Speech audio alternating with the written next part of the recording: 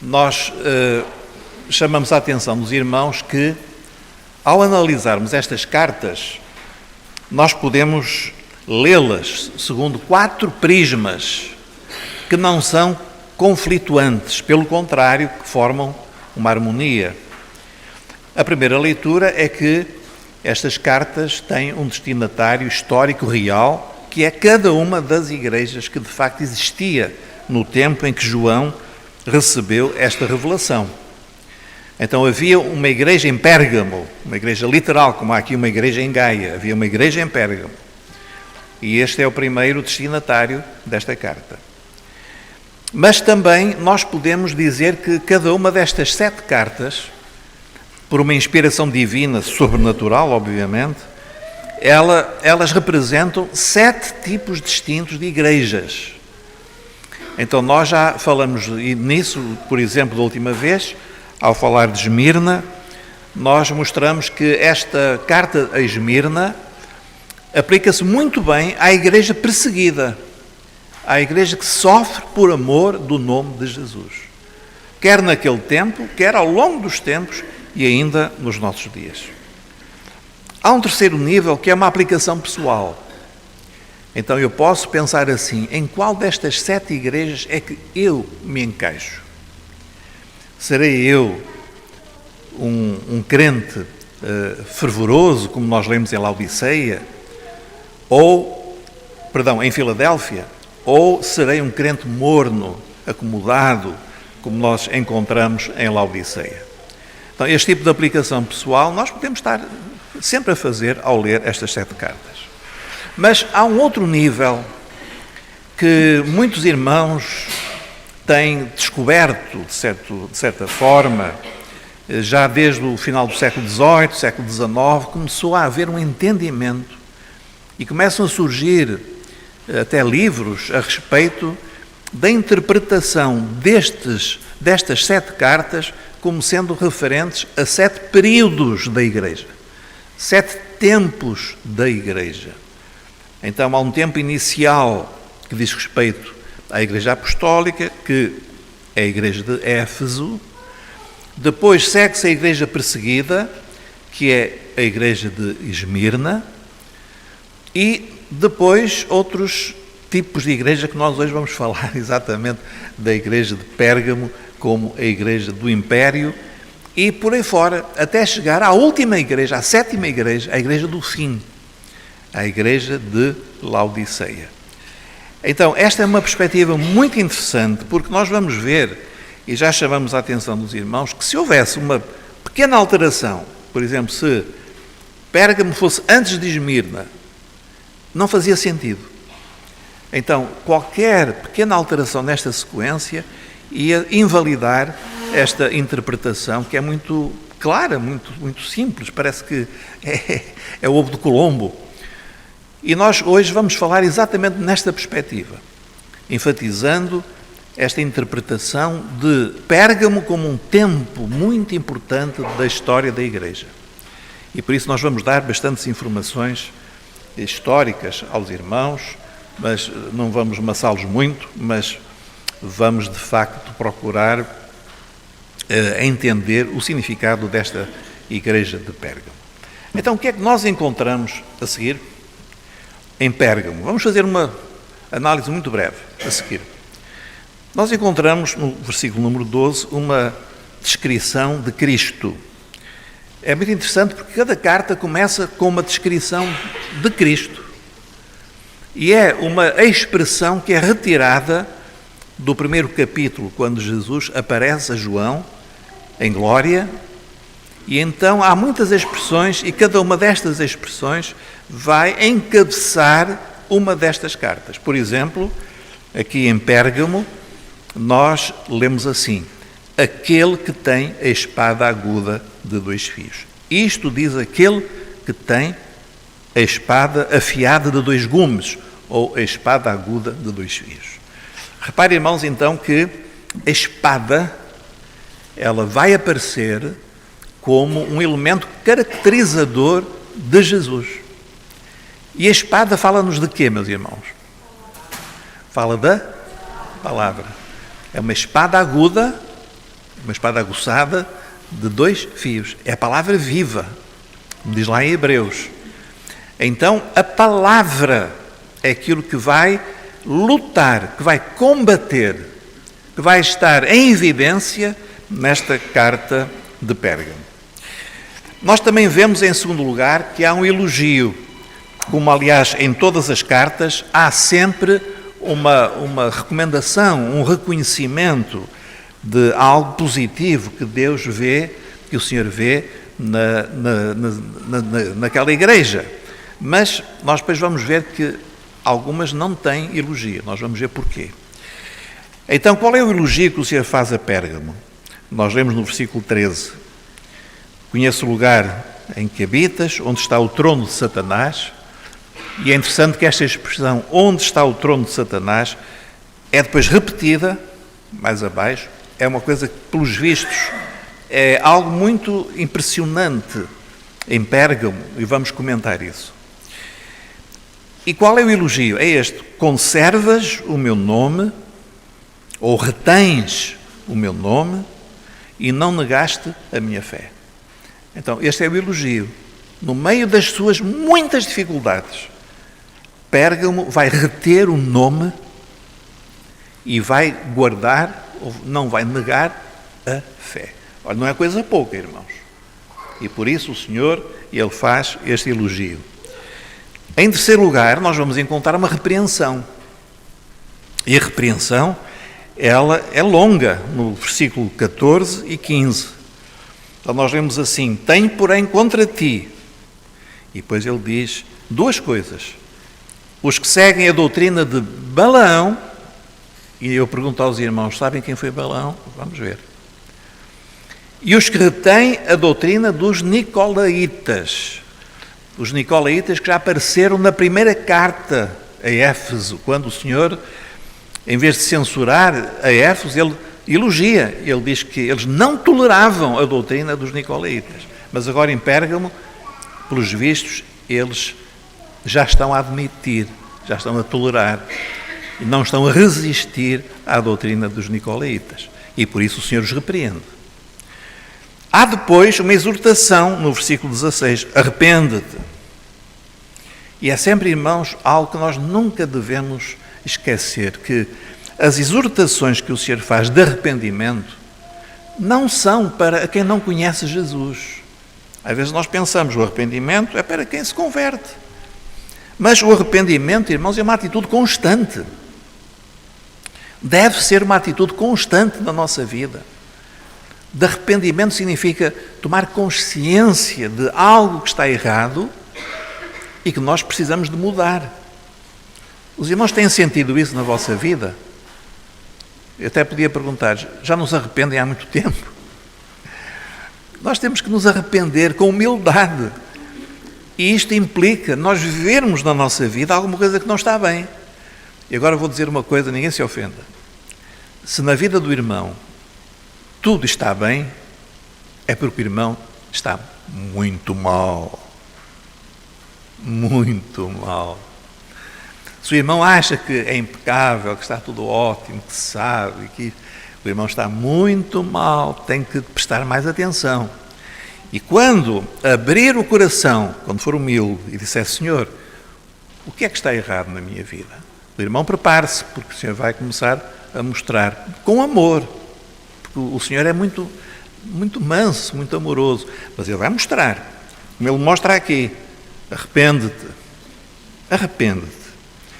Se não, e agora vem as consequências, se ele não se arrepender, nós lemos: quando não, em breve virei a ti, e contra eles batalharei com a espada da minha boca. Ora, esta batalha da palavra, da espada, nós vamos encontrar mais tarde. Nós vamos encontrar depois de Tiatira. Tiatira, nós iremos ver, não sei quando, mas iremos falar de Tiatira, que é, digamos, uma espécie de continuidade de Pérgamo. Está muito associado, Pérgamo e Tiatira.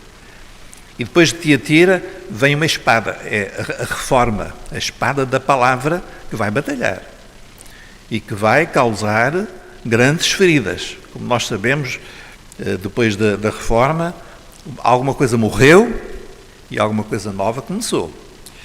Então, é a palavra clara do Senhor. Mas tem uma promessa também. Ao que vencer, é sempre, irmãos, a última palavra que o Senhor dá, que é um estímulo, é um encorajamento. Ao que vencer. Meus irmãos, eu creio que todos já perceberam, nós temos lutas, não é, irmãos? É ou não é? Pastor, nem me falo disso. Temos tentações, temos coisas que nos impedem, todas elas têm um objetivo: impedir-nos de servir ao Senhor de coração inteiro. Porque servir ao Senhor assim, mais ou menos, é uma boa religião, não é? Ter uma boa religião não faz mal nenhum. Agora, servir ao Senhor, aí nós vamos começar a enfrentar batalhas. Vamos enfrentar desafios. Vamos ter um inimigo que não vai querer que nós batalhemos. Mas a promessa é para o que vencer. Então, quem é que vai vencer? É aquele que tem lutas, que enfrenta batalhas. Portanto, se o irmão sente batalhas espirituais, batalhas no sentido de impedimentos para servir ao Senhor, para o seguir, para ser fiel, se o irmão sente isso, então saiba que toda a Igreja de Jesus sente o mesmo. Mas há um encorajamento do Senhor, ao que vencer. Irmãos, a palavra do Senhor, eu lamento, mas a palavra do Senhor não tem nenhuma promessa para os derrotados. Não tem. Aos derrotados darei um segundo prémio. Não há segundo prémio. Há uma coroa. Há um prémio único. E esse é para o que vencer. Por isso nós temos, irmãos, que enfrentar as lutas com coragem e vencer. Vencer o quê? Vencer o pecado. O pecado tão de perto nos rodeia, como diz o apóstolo. Vencer o comodismo, a preguiça, o materialismo, a religiosidade, aquela religiosidade que não tem nenhum sentido, que o Senhor detesta, como detestava no tempo em que Ele esteve na terra. Então nós temos que vencer isso. E temos que ser muito determinados, porque se nós vencermos, o Senhor nos dará grandes recompensas. Irmãos, vamos avançar então, porque hoje temos muita coisa para falar, fazendo uma pequena descrição do nome de Pérgamo. O nome de Pérgamo é um nome muito interessante, porque vem de uma palavra gamos, que quer dizer em grego casamento. E per, no fundo, é um intensificador de casamento. Portanto, o sentido de Pérgamo é o sentido de casamento. E é um casamento que nós vamos ver que é um casamento impuro, porque é o casamento em que a Igreja vai casar com o Estado. E reparem, irmãos, nós falamos em Esmirna. O que era Esmirna? A igreja perseguida. De repente, nós vemos a igreja no poder, a igreja no trono. Quase assim, de um dia para o outro. Uma mudança assim impressionante. A moeda de Pérgamo, está ali uma fotografia de uma moeda, que tem duas serpentes entrelaçadas. E as duas serpentes em Pérgamo significavam o seguinte: havia uma interligação entre o sagrado e o secular. Ou, como também alguns interpretavam, entre os mortais e os que viviam na esfera espiritual. Então, estas duas dimensões, e que vão ser reduzidas em Pérgamo a duas dimensões que nós vamos encontrar na história da Igreja, que é a religião unida à política. Religião e política. Igreja e Estado. Esta é a grande lição de Pérgamo. E nós vamos ver como é que isto aconteceu. Há uma coisa interessante, irmãos, que provavelmente alguns já ouviram falar, que existe hoje um museu em Berlim, na Alemanha, que se chama exatamente o Museu de Pérgamo. Há em Berlim uma ilha chamada Ilha dos Museus. E um dos museus mais famosos é este, é o Museu de Pérgamo. E é interessante porque no início do século XX, muitos elementos da cidade antiga de Pérgamo, lá na Ásia Menor, na Turquia, foram levados para a Alemanha. Não vou aqui fatigar os irmãos com pormenores, incluindo o altar de Pérgamo. Em Pérgamo havia o culto a um deus muito especial, que era o culto a Zeus. Quem era Zeus? Era o pai dos deuses. Era o deus dos deuses. Ora, quando nós lemos assim, onde Satanás habita, Satanás é também o pai dos demónios, digamos assim. Zeus era o ídolo principal. E podemos dizer o demónio principal. E era ali que, de facto, em Pérgamo, ele era servido. E os irmãos estão a ver uma réplica com muito material trazido da Turquia do altar. Se os irmãos pensam que o altar era uma coisinha pequenina, olhem para isto. É uma coisa fabulosa. Aliás, na Antiguidade nós encontramos templos assim, uma coisa que era uma maravilha. Hoje em ruínas, claro. Mas vemos aqui este grande altar que conduzia os adoradores até Zeus, para adorarem Zeus.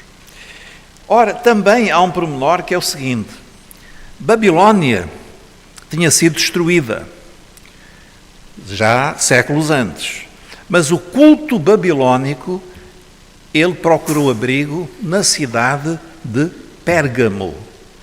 Então, em Pérgamo, muitos dos ritos religiosos babilónicos deslocaram-se para Pérgamo.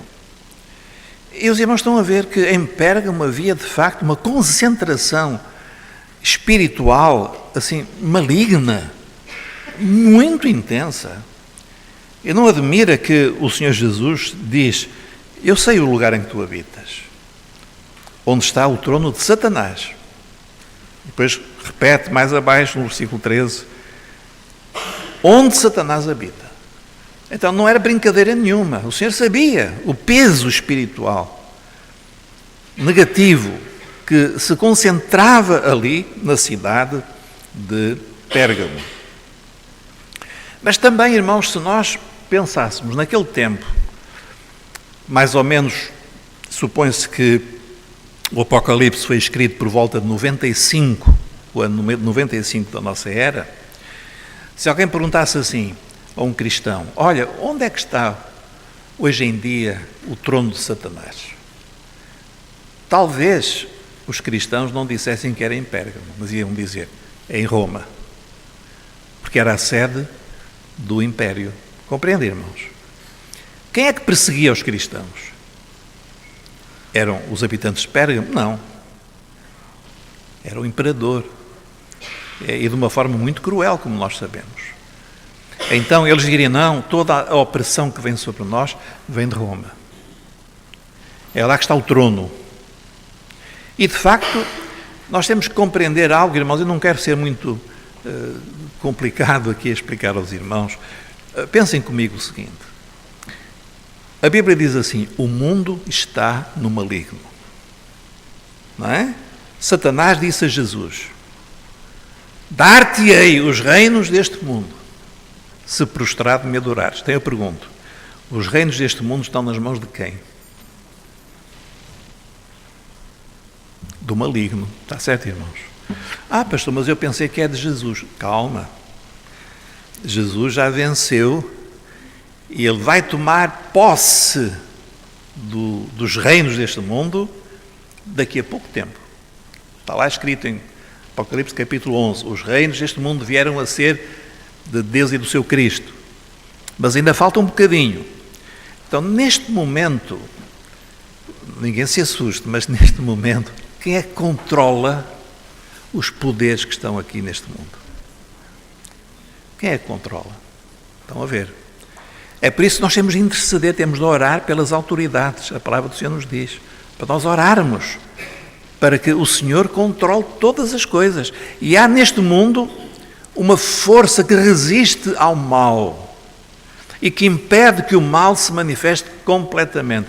Quem é essa força que está no mundo e que impede que todo o intento, todo o desígnio maligno seja realizado? Quem é essa força? É a Igreja que tem o Espírito Santo. Irmãos, a Igreja, Jesus disse, vós sois o sal da terra. O sal é para impedir a putrefacção, o apodrecimento. Então, o que é que impede o apodrecimento do mundo? Olha, irmãos, por incrível que pareça, somos nós, é a Igreja, que é o sal. Vós sois a luz do mundo. Então, enquanto a Igreja estiver aqui na terra, há sal, há luz e há uma restrição ao poder do mal. Mas, de facto, os reinos estão nas mãos do maligno. E neste tempo não havia dúvidas, era lá no trono do imperador. Era de lá que saíam todas as ordens para matar, para perseguir, para cometer atrocidades. Era de lá. Ora, meus irmãos, o que nós vamos ver é que vai haver na Igreja um momento muito especial. Vamos pensar, irmãos, um bocadinho no tal império, o Império Romano. Eu não vou aqui agora estar a dar lições de história, os irmãos têm uma noção do que foi o Império Romano. No Império Romano havia um casamento exatamente no sentido que nós encontramos em Pérgamo. Que casamento? Bom, em Roma havia uma união entre religião e política. Para dar uma ideia aos irmãos, a partir de Augusto, sobretudo, o imperador Augusto, ele, sendo o imperador, com poder político, era ao mesmo tempo o sumo sacerdote ou pontífice da religião pagã de Roma. Então, ele acumulava as duas coisas. Quem já viu algum filme sobre a história de Roma, talvez já se tenha deparado com isso. Então, o que nós encontramos em Pérgamo, que é a união dos dois poderes, existia no Império Romano. Compreende, irmãos? O próprio imperador era chamado Pontifex. Pontifex, que nós dizemos em português pontífice, Pontifex é uma palavra latina que quer dizer o seguinte: pons, que é ponte, fex do verbo fazer, então Pontifex é o fazedor de pontes. Em que sentido? Era a ponte entre os mortais e os seres espirituais, os deuses, aquilo que eles imaginavam que seria a dimensão espiritual. Então era isso que o Pontifex fazia, o fazedor de pontes. Então nós encontramos, irmãos, já esta natureza no próprio Império. Era algo que descrevia a própria natureza do Império Romano. É claro que eu vou fazer aqui um parênteses, sem querer ofender ninguém, está bem? Estamos aqui a falar de ideias, não é a atacar pessoas nem instituições. Mas hoje nós conhecemos pontífice também num outro contexto. Não é verdade? Também já ouviram falar de um sumo pontífice em Roma? Pois é uma associação curiosa. Vamos agora ver ligeiramente um esquema de história a seguir. O que é que aconteceu no início do século IV? Então já se passaram 200 e tal anos da história da Igreja. A Igreja já foi a Igreja de Éfeso, a Igreja Apostólica. Ela está num processo de se espalhar por todo o mundo. Já aconteceram as grandes perseguições, sobretudo 10 vagas de perseguições. Mesmo assim, a Igreja perseguida, em vez de desaparecer, ela parece que se multiplicou ainda mais. E nós agora estamos no início do século IV, isto é, nos anos 300. O que é que acontece aqui de importante que se vai refletir na história da Igreja? Bom, é o seguinte: vai surgir um novo imperador. Este imperador chama-se Constantino. E houve a morte do imperador e, como sempre acontecia, depois da morte do imperador havia uma luta para ver quem é que era o próximo imperador. E houve uma luta entre dois generais, Constantino e outro general chamado Maxêncio. E desta batalha há uma história que, em parte, é de facto verdadeira, é histórica, outra parte nós não sabemos muito bem. Mas que diz o seguinte, que Constantino teve um sonho antes da batalha com o seu rival Maxêncio. E nesse sonho era-lhe dito o seguinte, que pelo sinal da cruz, ele via uma cruz, ele iria vencer aquela batalha. E que o Senhor lhe tinha dito para pintar nos escudos dos soldados uma cruz. E nos estandartes, em vez da águia romana, colocar também a cruz. E que assim ele iria vencer. Bom, nós não sabemos que parte é fantasia, que parte é história. Uma coisa que nós sabemos é que Constantino derrotou Maxêncio. E por isso, a partir daquele momento, há uma série de acontecimentos que vão levar Constantino a favorecer o cristianismo. Agora um parênteses. Os irmãos sabem que os políticos têm um sentido muito aguçado da oportunidade. O que é que estava a acontecer naquele tempo no Império? O Império Romano estava a ser atacado e estava a desagregar-se, de certa forma.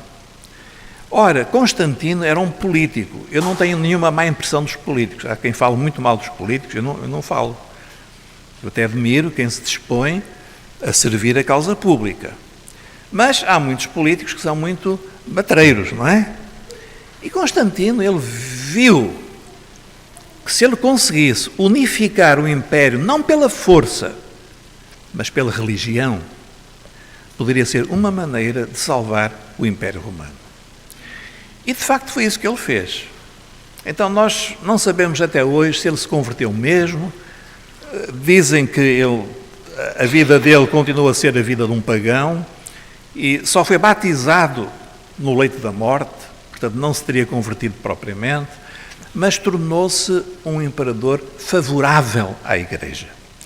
Então, logo passados alguns meses da sua vitória, ele vai editar o Édito da Tolerância.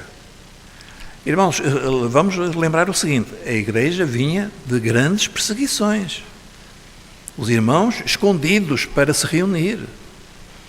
E de repente sai um édito que diz o seguinte, não há nenhuma restrição à liberdade de cada um seguir a sua religião, inclusive os cristãos.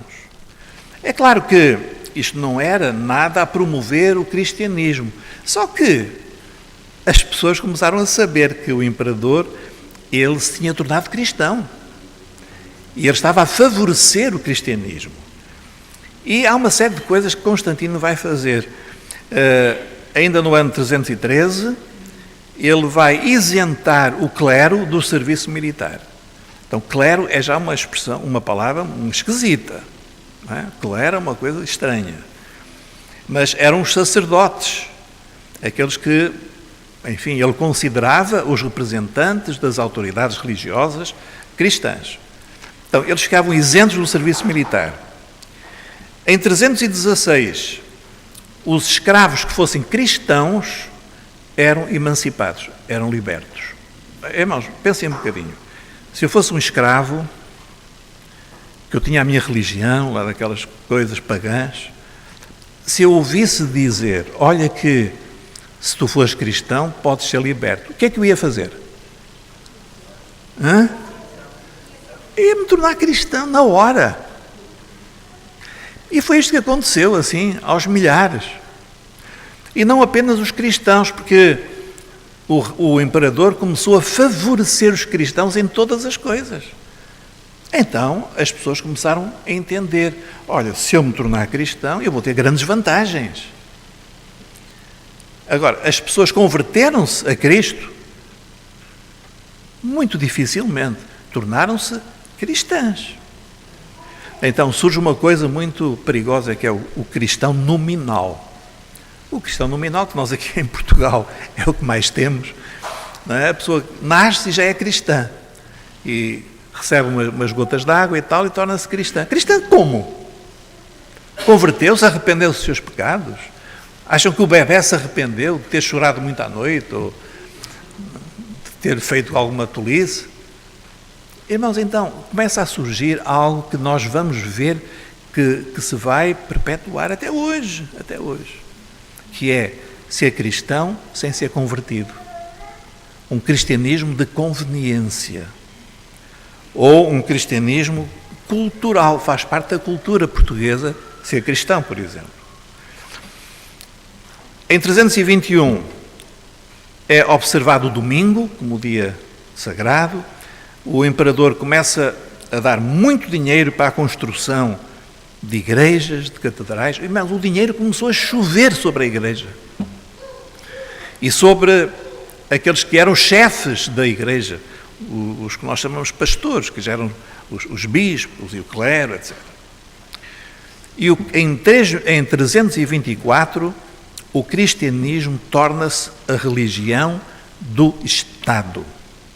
E em documentos oficiais começa a surgir a expressão Igreja Universal. Universal em grego, católica. E em 325, o imperador vai convocar um concílio da Igreja. Deixem-me explicar, porque isto é muito importante. Reparem que o imperador devia tratar da política. Não. Ele começa a meter-se nos assuntos da Igreja. Então, havia uma grande discussão teológica sobre a doutrina de Cristo. Quem era Cristo? Era Deus? Era homem? Era igual a Deus? Era apenas semideus? E surgiu uma grande controvérsia com um homem chamado Ário, que deu origem ao arianismo, que ele dizia basicamente o que as testemunhas de Jeová dizem hoje, que Deus, é Jeová, Jesus é quase, mas é filho criado, não é igual a Deus, é criado, e o Espírito Santo, as testemunhas de Jeová dizem que é uma força ativa, não é? Também não é Deus.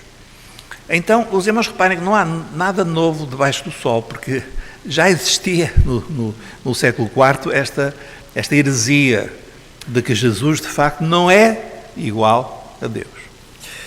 E gerou-se uma grande divisão, controvérsia. O que é que fez o imperador? Bateu a igreja na ordem, convocou um concílio em Niceia e naquele concílio foi decretado que os arianos não tinham razão. Bom, até foi bom, porque nesse sentido a igreja ficou livre daquela heresia. Mas o que é que o imperador tinha a ver com a igreja? Estão a ver as duas serpentes que estão entrelaçadas, não é? O poder político e o poder religioso. Irmãos, vamos voltar um bocadinho atrás.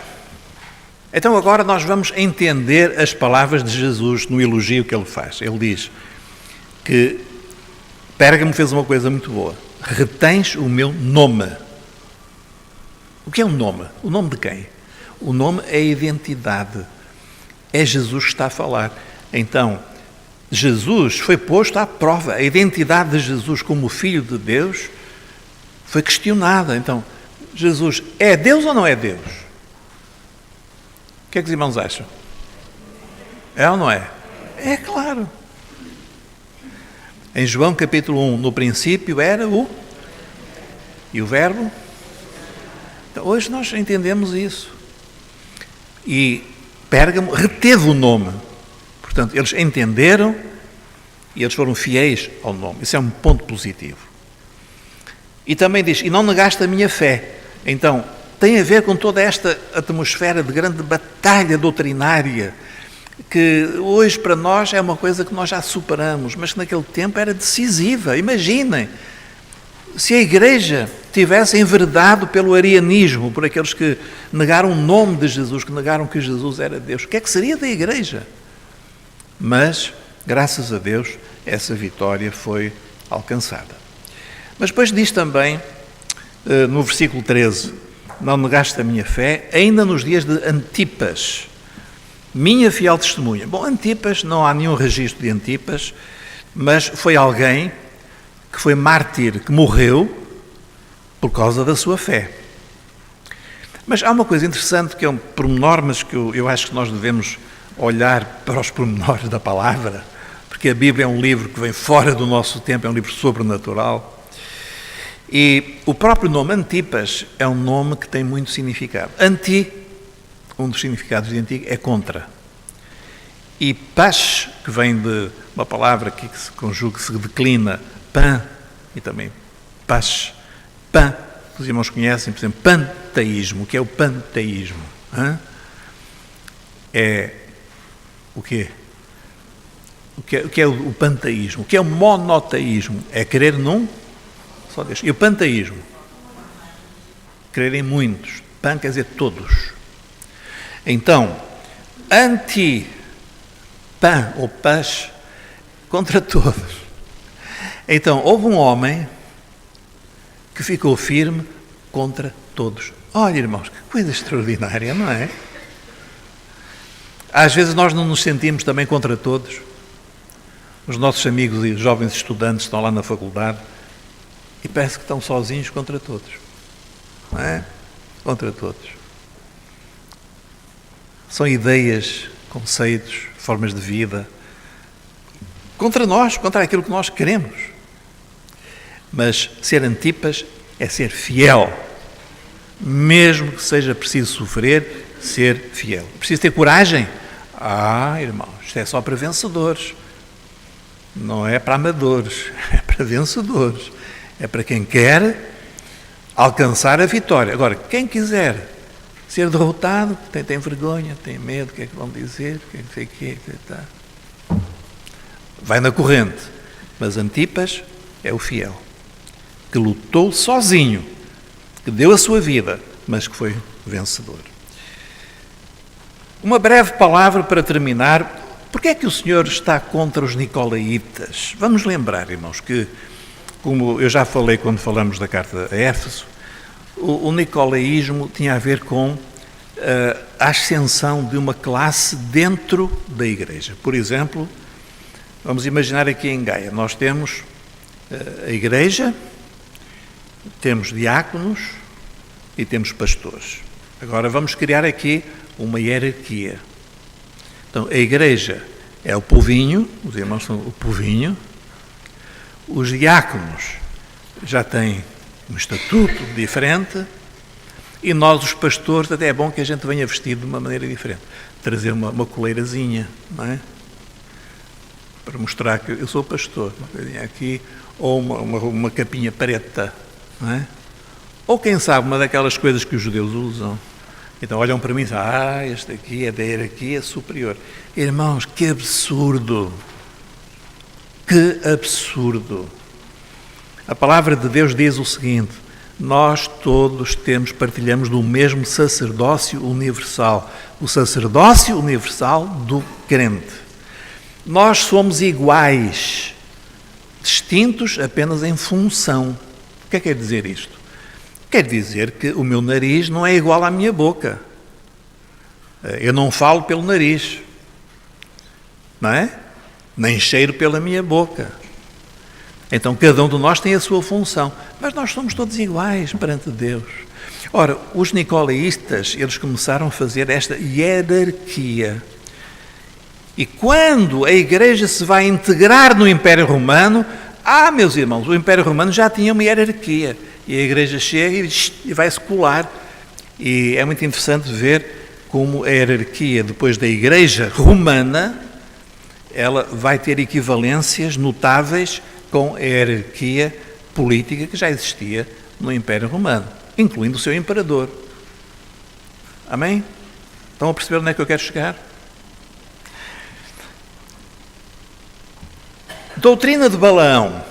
O que é a doutrina de Balaão? Bom, a história de Balaão, os irmãos depois leiam em Números capítulo 22, é uma história muito curiosa, porque Balaão era um profeta. Nós não sabemos de onde é que ele veio, como é que apareceu. A Bíblia diz-nos o seguinte, que ele tinha um dom de profecia real. Mas ele tinha um problema muito grave, ele profetizava a troco de dinheiro. E um dia, os inimigos de Israel foram ter com Balaão e disseram: olha, nós queríamos que tu profetizasses contra os nossos inimigos, os israelitas. E Balaão diz: não, tudo bem, deve ter ajustado o preço, mandou preparar um altar, só que, quando ele abriu a boca para profetizar contra Israel, ele começou a profetizar a favor de Israel. E ele não conseguia parar. Os inimigos disseram: espera aí, então nós pagamos para profetizares contra e tu estás a profetizar a favor? Ele fez uma segunda tentativa, mesma coisa. Terceira tentativa, a mesma coisa. Só a falar da bênção que seria Israel, porque uma estrela virá de Jacó. Começou a falar do Messias, a profetizar, porque o Espírito Santo tomou, impediu, repare a soberania de Deus, impediu de falar coisas contra o povo de Israel. Então, ele ensinou os inimigos de Israel a fazer algo para corromper o povo de Israel. E o que ele ensinou foi o seguinte: olha, vocês vão fazer o seguinte, vocês vão conseguir que os israelitas conheçam mulheres de Moabe, moabitas, que tenham relações uns com os outros, e assim, desse casamento impuro, vai abrir-se uma porta para os vossos deuses entrarem em Israel.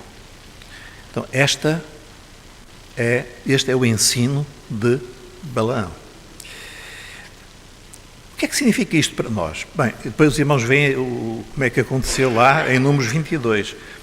Foi uma batalha tremenda, os israelitas caíram no pecado do adultério, da fornicação com estas mulheres. Houve uma limpeza em Israel, 24 mil homens morreram, mas a batalha foi vencida. Agora, irmãos, o que é que isto quer dizer para a Igreja? Bom, é o seguinte: a Igreja é como se fosse Israel, a Igreja está pura, mas a doutrina de Balaão é introduzir a idolatria, os outros deuses que vão entrar. E nós começamos a ver que no meio da Igreja vão aparecer figuras que de facto não existiam na palavra de Deus, nem na história da Igreja inicial. E uma delas, que vai tomar preponderância depois em Tiatira, é uma mulher que se vai tornar uma fonte de adoração na Igreja. Quem é essa mulher? Maria. Já ouviram falar de Maria? Cá em Portugal, os portugueses já ouviram falar? Ah, pois é. Aí está, não é? Aí está. A porta abriu-se, os moabitas entraram com deuses de toda a espécie, e depois vai surgir uma grande deusa, que está aí hoje, com toda a força aqui em Portugal. Mas eu vou dizer uma coisa: Portugal não é de Maria, Portugal é de Jesus.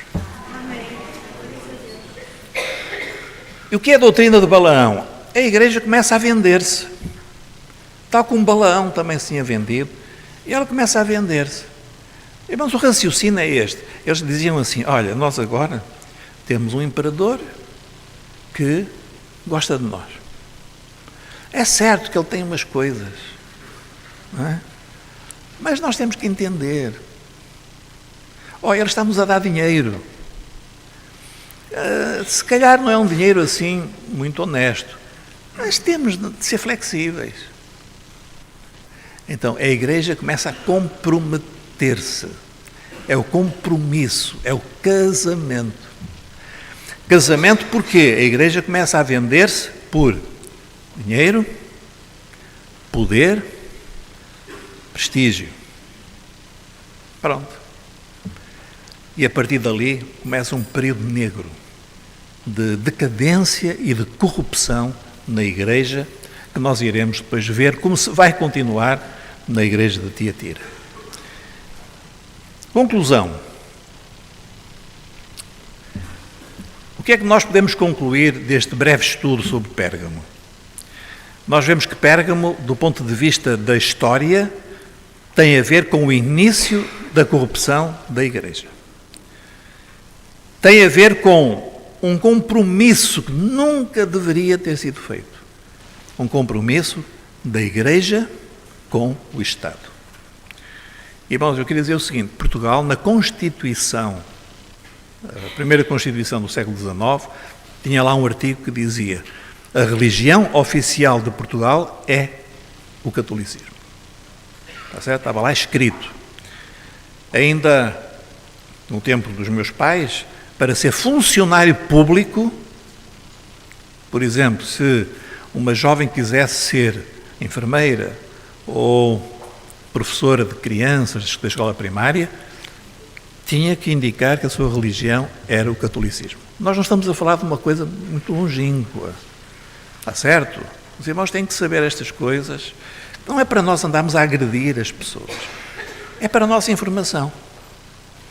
Para nós termos consciência do que somos, de onde vimos, o que é que nós queremos, e isso vem do conhecimento. Então, o imperador torna-se também o bispo dos bispos. Mais tarde, ele vai delegar isso num outro bispo, que se vai tornar o bispo dos bispos, universal. Lá iremos.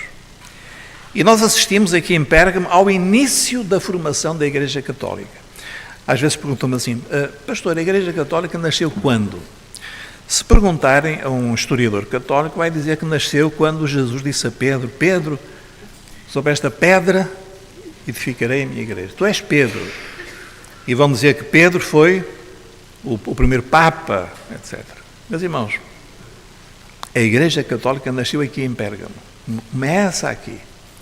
Porque é a união destes dois poderes. E o papado começa aqui. Constantino começa a ser o bispo dos bispos, mas ele é o imperador. Mas mais adiante vai aparecer o bispo de Roma, que vai ser o bispo universal, ou o Papa. Esta corrupção da Igreja vai ser agravada em Tiatira, que é a próxima igreja que nós iremos falar. Agora, meus irmãos, o que é que isto tem a ver connosco? Bom, primeira coisa, nós somos a Igreja de Jesus. A Igreja de Jesus não se pode comprometer com os valores do mundo. Irmãos, é tão simples como isto. Nós não estamos à venda. A nossa fé não está à venda. Não é por nos darem dinheiro. Não é por nos quererem absorver em instituições. Nós não estamos à venda. Nós somos propriedade de Jesus. Então, a Igreja, ela pode ganhar prestígio?